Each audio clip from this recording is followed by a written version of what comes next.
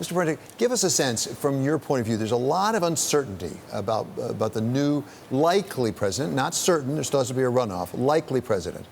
What do we know and what don't we know about what he will do in managing the economy? Okay, so yes, I mean, it's a very important moment for Brazil.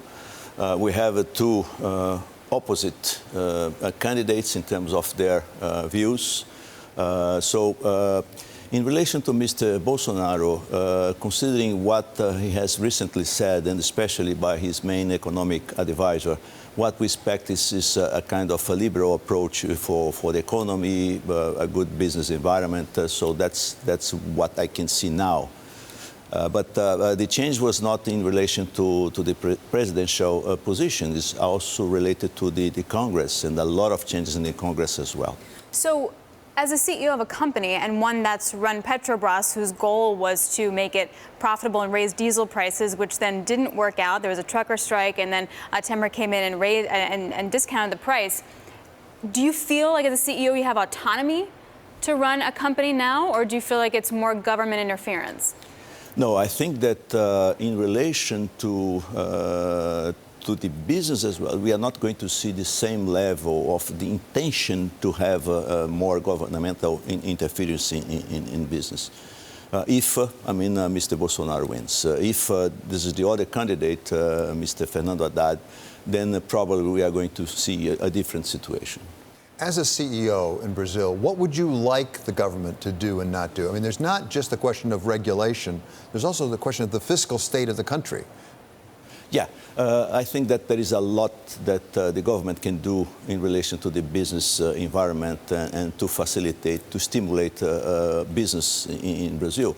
And not all of these measures would require constitutional amendment. So I think there is a huge agenda that are very good and important measures for the business in Brazil, for doing business in Brazil that can be done and will help increase the growth in the country, economic activity and so on. A lot of things any government can do in favoring the business in Brazil.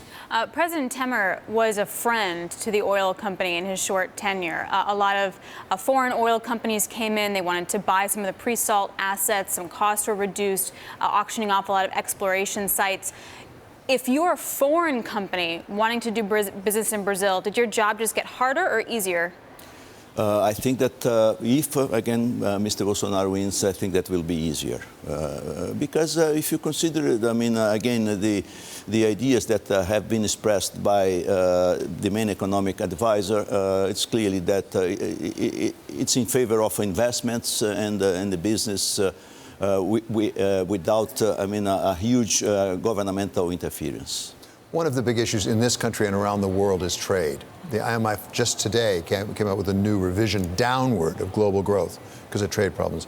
Explain how that affects Brazil. For example, we hear a lot about soybeans, and China now will buy soybeans from from Brazil rather than the United States. How's it affecting your business? Yeah, that's a very interesting point. What we are seeing now is a decoupling of prices of soybean and corn in Brazil compared to Chicago prices. So we see increasing prices in Brazil because, as you said, Chinese are buying more from Brazil and less from U.S.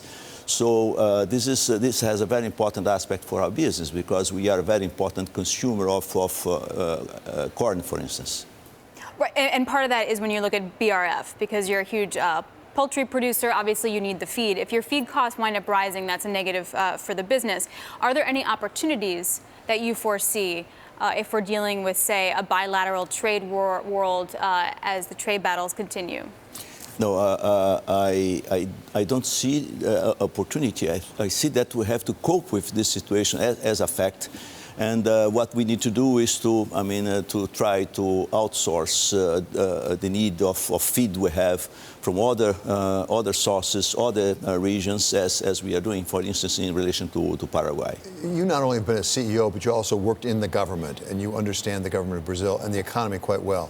How much of Brazil's trade is with Latin America, South America? How much is with North America? How much is with Asia, Middle East? What we see is that our main partner in Latin America is Argentina. So we have a good trade with Argentina. However, due to the recent difficulties that Argentina economy is facing, it's reducing. Not too much to the rest of Latin America. In relation to the U.S. has a very important surplus in our trade operations. Clearly, I don't see a reason by which the U.S. would not be happy with Brazil, because a very important trade. And very important markets for Brazil are the European community and Asia, especially China. You've explained how U.S.-China trade disputes right now are helping soybeans in Brazil, raising the prices, maybe not helping your business. No, it's not. But helping the overall soybean business. But in a larger sense, does that conflict, if it persists, does it have effects on Brazil? As I say, IMF is just reporting global growth. They have real headwinds, real problems with global growth because of that dispute. Does it affect your business in Brazil? It will affect in the sense that it will reduce the level of growth of the whole world. What you will see is increasing prices that our consumers are paying for products that are tradables. So really, I don't see that this is good for any country and for the whole world. For now, do you feel at BRF that you can pass on those price increases? So far, we are transferring the increasing costs for prices. And therefore, the Brazilian consumers are paying the bill of this increase in costs. More broadly, address potential investors from outside Brazil, U.S. investors, others, thinking about going into Brazil. Part of the reputation, whether fair or unfair, has been there have been a number of impediments to doing business, to making investments in Brazil.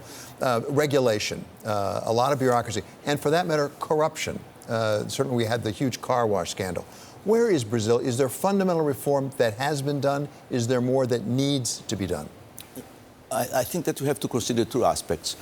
One of the huge opportunities we have in Brazil, considering the internal markets we have and the dynamics of the economy.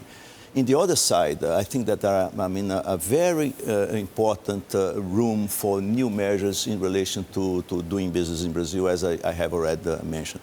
A lot of things to do. You're right in talking about regulation, in tax simplification.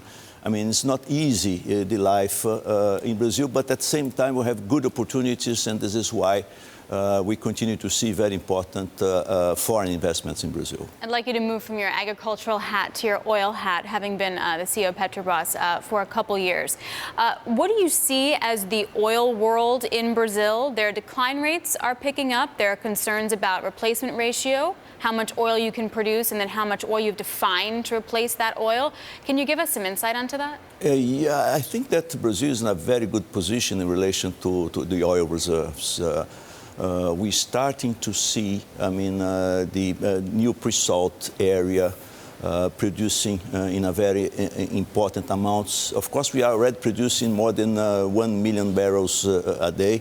But still, there are a number of areas that are under exploration phases.